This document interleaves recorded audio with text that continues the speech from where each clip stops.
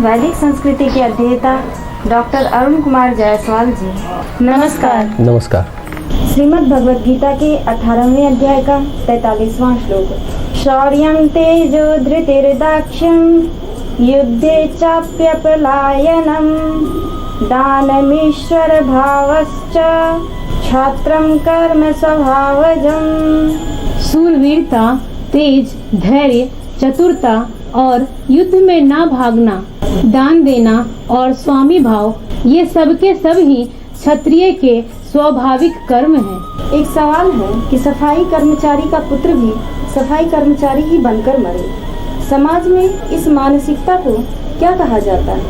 साथ ही हमें यह भी बताएं कि इससे छुटकारा पाने में गीता किस प्रकार की सहायता कर सकती है। हमारा भी एक प्रश्न है, क्या स्त्रियों के लिए अबला और निर्बल शब्दों का प्रयोग उचित है? शौर्य यानी कि साहस, तेज यानी अत्यधिक ऊर्जा। एक क्षत्रिय वह है जो ऊर्जा से भरा हुआ साहसी। धृति एक दृढ़ इच्छा शक्ति, कुछ लोग धृति का मतलब धैर्य भी मानते हैं। दक्षम, दक्ष यानी अत्यधिक क्षमता, कुछ लोग इसे चतुरता मानते हैं। अपलायनम, मैदान छोड़कर नहीं भागने वाला यानी सामना करने वाला, यह क्षत्रिय का गुण है। हमने इतिहास में कई बार सुना है, जिस क्षत्रिय के सीने पर घाव है वह क्षत्रिय है, पीठ में घाव वाला क्षत्रिय नहीं है। प्रत्येक क्षत्रिय के बालक में इतना साहस नहीं होता। हमारे देश में इस प्रकार के बहुत से लोग हैं जो राजनीति या किसी अन्य प्रकार का व्यवसाय अपना लेते हैं जिसके उपयुक्त नहीं हो। आज सार्वजनिक जीवन में क्षत्रिय गुणों की बहुत आवश्यकता है। हमारे समक्ष जो समस्या है उससे दूर नहीं भागना चाहिए। केवल युद्ध का सामना ही नहीं, समस्या का सामना भी वही है। हमारे अंदर स्वयं की ऊर्जा के द्वारा समस्या को सुलझाने की क्षमता होनी चाहिए, अर्थात हमारे अंदर क्षत्रिय भाव होना चाहिए। समस्या से भागना निश्चय ही क्षत्रिय गुण नहीं है। फिर दानम शब्द आता है, दान देना यानी सदा के लिए तत्पर, कष्ट में लोगों की सहायता के लिए सदा बढ़ा हुआ हाथ। समयदान और अंशदान ये क्षत्रिय का प्रशंसनीय गुण है। यदि उसके आसपास लोग कष्ट में और वह उसकी सहायता करता है तो वह क्षत्रिय है। अगला गुण है ईश्वर भाव, शक्ति भाव। यह भावना कि मेरे अंदर बहुत शक्ति है, मैं तुच्छ या छोटा आदमी नहीं हूँ, मैं ईश्वर की संतान हूँ। किसी के पास अत्यधिक धन हो सकता है, फिर भी वह व्यक्ति अत्यंत कंजूस हो सकता है, लेकिन क्षत्रिय कभी तुच्छ नहीं हो सकता। उसमें सदा उदारता का भाव होता है, स्वामित्व होता है पर अहंकार भाव नहीं होता। वह देता है तो पूरे हृदय से दान देता है। स्वामी विवेकानंद ने राजस्थान में वह क्षत्रिय भाव देखा था जो हम यहाँ विचार कर रहे हैं। किसी समय हमारे यहाँ क्षत्रियों में वह भाव होता था। ये ऊपर वर्णित सभी क्षत्रियों की गतिविधियाँ हैं जो उसकी प्रकृति से उत्पन्न है। आज सभी बच्चों में यह क्षत्रिय गुण विकसित होना चाहिए। शक्ति, साहस, समस्याओं का सामना और डर कर न भागने वाला, स्वामी विवेकानंद इसे मर्दानगी कहते हैं। लिंग भेद की दृष्टि से नहीं, अपितु उस शब्द में निहित उस शक्ति के अर्थ व्यक्ति के बल का यह गुण विकसित करना चाहिए। दुर्बलता कोई सद्गुण नहीं है। कुछ लोग सोचते हैं दुर्बलता स्त्रियों का गुण है, वह पूर्णतः भ्रांत धारणा है। अबला और निर्बल यह सब स्त्रियों के लिए प्रयुक्त होता है। सामंतवादी समाज ने उन्हें निर्बल बनाया और कहा कि वह निर्बल है, अतः वह निर्बल हो जाती है और हम अबला शब्द का प्रयोग करते हैं, और यह सही नहीं है। किसी भी समाज में हमें साहसी स्त्रियां मिलती हैं, एक नहीं बल्कि सैकड़ों हजारों मिलती हैं। यह भविष्य का भारत होगा जहां अबला शब्द का कोई स्थान नहीं होगा। जब उपनिषद भारत में मानवता को प्रेरित करेंगे तब बड़ी संख्या में लोगों में ये गुण मिलेंगे। वेदांत की केंद्रीय शिक्षा प्रत्येक मानव की आंतरिक दिव्यता है, हमें केवल उसे उभारना और व्यक्त करना है। लिंग भेद पर आधारित भेदभाव ने लोगों को बर्बाद कर दिया और हमने उनके विकास को अवरुद्ध कर दिया। आज वह दुर्बलता हट रही है, लोगों को पूर्णता की सीमा तक विकसित होने दें, उनमें भी जो संभावना है उसे व्यक्त होने दें। कितना अधिक सामाजिक पूर्वाग्रह हमारे अंदर था जिसने अनेक क्षमतावान व्यक्तियों को दबा दिया, वे कदाचित ऊपर नहीं उठ पाए।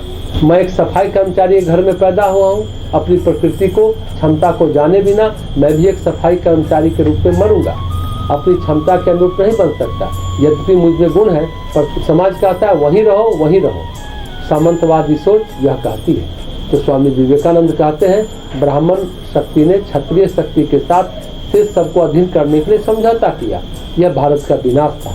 अतः राजनीतिक राज्य की शक्ति पुरोहित वर्ग की शक्ति के समक्ष झुक गई, लाखों लोगों को दलित बनाए रखा। यह हमारे विगत 2000 वर्षों का इतिहास है। यह भूतकाल की घटना बताती है हमारा किस प्रकार का मत था जिसने लाखों लोगों को उत्तम स्तर तक पहुँचे नहीं दिया। यह हमारे सामाजिक इतिहास का अंधकार भरा काल है।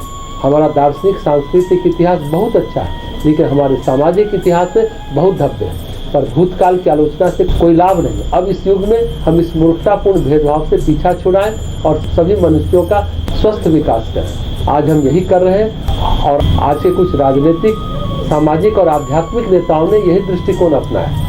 स्वामी विवेकानंद इस प्रश्न पर स्पष्टवादी थे। उनके अनुसार इस प्रकार के समाज को विकसित करने के लिए कार्य करो, किसी को विशेषाधिकार प्राप्त नहीं करने दो। स्वामी विवेकानंद ने कहा था, जब विशेषाधिकार अपना मस्तक ऊंचा करे तो उसके सिर पर चोट करो। इंग्लैंड में दिए भाषण में जिसका शीर्षक था वेदांत और विशेषाधिकार, स्वामी विवेकानंद ने कहा, कोई विशेषाधिकार नहीं, आपके पास स्वयं का उपकरण है, आपके पास स्वयं की क्षमताएं हैं, उसे व्यक्त करो, लेकिन अपने लिए विशेषाधिकारों का दावा मत करो। इसलिए एक जागरूक नागरिक यह देखने के लिए तत्पर है कि विशेषाधिकार अपना सिर न उठाए। यदि वे सिर उठाते हैं तो उनके सिर पर बार बार चोट कर। हमारे पास अब इस प्रकार का भारत होना चाहिए। हम पहले ही 2000 वर्षों से इसके लिए तरस रहे हैं। यही भारतीय इतिहास के आधुनिक काल का महत्व है। तीर्थमय युग, दार्शनिक और आध्यात्मिक रूप से हमें कोई नई प्रगति प्राप्त नहीं करनी। हमारे पास सब कुछ यहाँ पर है, लेकिन जो समाज हमने गठित किया वह मानव विरोधी दृष्टिकोण से बटा हुआ है। उसे हटा देने पर एक अच्छा समाज आएगा। यह आज हम लोगों के लिए निरंतर प्रयास पूर्वक करना चाहिए। हमारी शिक्षा प्रणाली में हमें इस विषय पर एक अंतर्दृष्टि प्राप्त करनी होगी। आधुनिक शिक्षा से हमारे देश में हम किस प्रकार के स्त्री पुरुष बना रहे हैं, इससे हमें मनुष्यों के 4 वर्ग समझने में गहन अंतर्दृष्टि मिलती है। कैसे सर्वश्रेष्ठ चारित्रिक विकास में सहायता प्राप्त की जा सकती है, कैसे विशेषाधिकारों के द्वारा उसे रोके जाने वाली बातों का एक जागृत लोकमत अवरुद्ध करेगा। आज इस विषय पर व्यवहार करने की जरूरत है। यह एक सरल श्लोक है, 4थे अध्याय में भी हम इस पर विचार कर चुके हैं। लेकिन जब भी हम ब्राह्मण, क्षत्रिय, वैश्य तथा शूद्र शब्द को सुनते हैं तो हम वर्तमान जाति व्यवस्था के बारे में सोचने लग जाते हैं। जाति व्यवस्था के साथ संपर्क तोड़ने की जरूरत है। इन श्लोकों में मानव प्रकारों पर बल है, हमें इसे ध्यान में रखना चाहिए। लेकिन इसमें जो दोष है जातिवाद का, उसे हटा देना चाहिए। इसमें जो विष है वह विशेषाधिकार का है। यही आधुनिक काल में समाप्त किया जाना है और हमें उस दिशा में हमेशा सचेत रहना चाहिए। अभी हमने 2 प्रकारों पर विचार किया, ब्राह्मण और क्षत्रिय। समाज केवल इन दोनों से नहीं चल सकता। उत्पादक गतिविधि एक बड़ी सामाजिक संरचना है। कृषि उत्पादन और अन्य उत्पादन और व्यापार की गतिविधियां, ये सब वैश्य की गतिविधियां हैं। इसकी चर्चा हम अगले श्लोकों में सुनेंगे।